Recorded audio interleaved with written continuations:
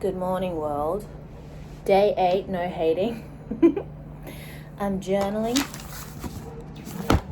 2 journals, one for thought dumping, one for positive affirmations and manifestations. So I had a really cute day yesterday, hanging out with my friends.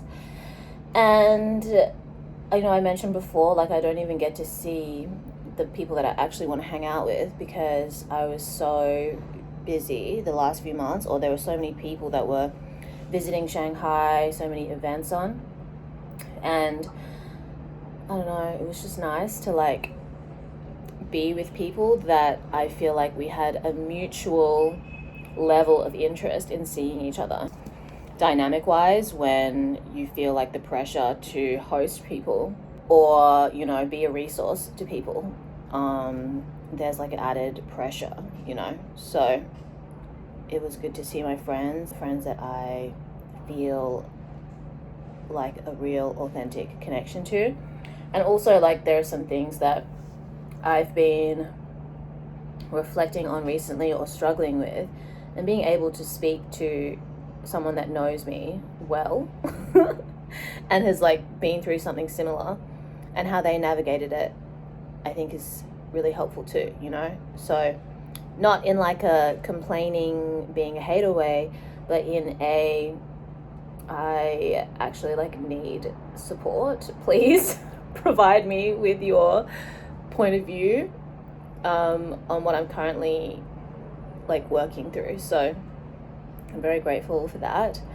And I think that this challenge has been really fun. I think that what it's getting me to appreciate is how important it is to bring awareness to things that you might just sort of take for granted, and take for granted in a way that actually can be, I don't want to say harmful, but just not hot and having fun, basically. Why would you want to have your energy being wasted when it could be used in a more, I don't want to say productive, because not everything is about being productive, but just joyful way. One of my friends was saying that, then I sort of started lecturing or preaching to my friends it's so important to have boundaries around your phone and around social media, because Otto loves watching political news.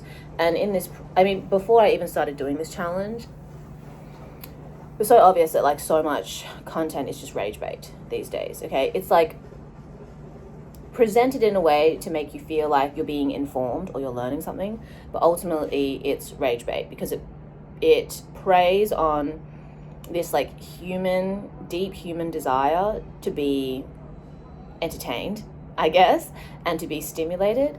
And there are lots of different ways that you can be stimulated. You can be stimulated in a way that's productive for you, constructive, creative, or you could be stimulated in a way that is destructive and not productive, and ultimately you're giving away your energy to these platforms or this information, and you don't get anything in return. If I watch something and I feel inspired to do something, then my time has been well spent because I've received this inspiration to go and take action in my life, right, in a positive way. But all this rage bait content, it's you're watching it, you're triggered, you're angry, but you don't even recognize your emotion, and then you share it with someone, and then you're just passing on negativity, that's really how I feel that it is a lot of the time. So I feel my feeds on Instagram and TikTok, I mostly look at entertaining or educational content, right? Anything that's rage baity, I'm not into. I just naturally have an aversion to. I hate being sent rage bait content because I just think it's pointless. I was living my life having a good day, and then I watched this thing and it just pissed me off because he really wants to focus on his health and also his business. And I said, if you wake up in the morning and the first thing that you look at is news that's very emotionally charged, you're wasting your energy. You're giving the news your energy when that energy could be used for you to focus on your workout, focus on work. And it's so subtle because you become accustomed to just waking up and reaching for your phone and scrolling. You know, like if you try to not do that, it's really hard, you know, because I've talked about digital distancing multiple times on my podcast, on my YouTube. But people are so addicted to their phones that they are like in denial about it. And everybody thinks that they're the exception, but you're not the exception because you're a person with a brain and a skin suit.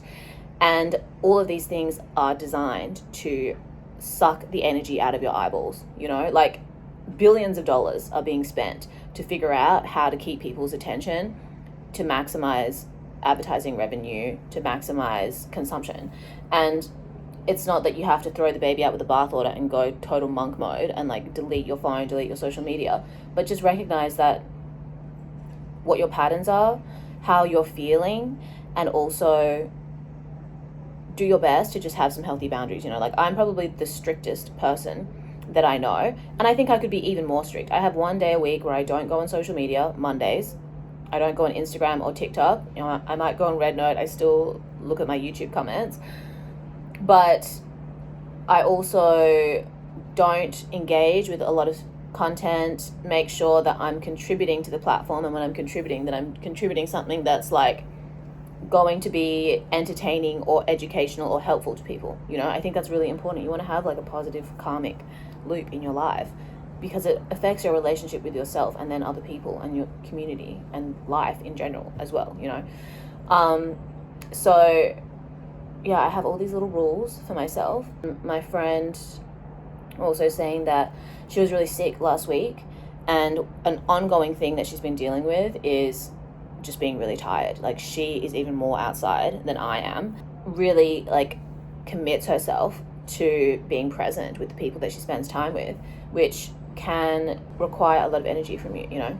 And she was saying she was bedridden because she was so ill, and she conflated resting with rotting. Like she'd be in bed and on her laptop or scrolling on her phone and telling herself that that was rest, but the more she scrolled, the more exhausted she became. So now she's, you know, spending a lot less time on social media, waking up, journaling, feels a lot better for it. Just because your body is not moving doesn't mean your brain isn't still turning, you know. So yeah, something to think about. But let me finish journaling, get to work, and I'll check in with you tonight after my double pole dance class. I'm back from pole dance. I did 2 classes today. First class was tricks. I don't have the upper body strength to do the trick we learned today. And then second class was choreo.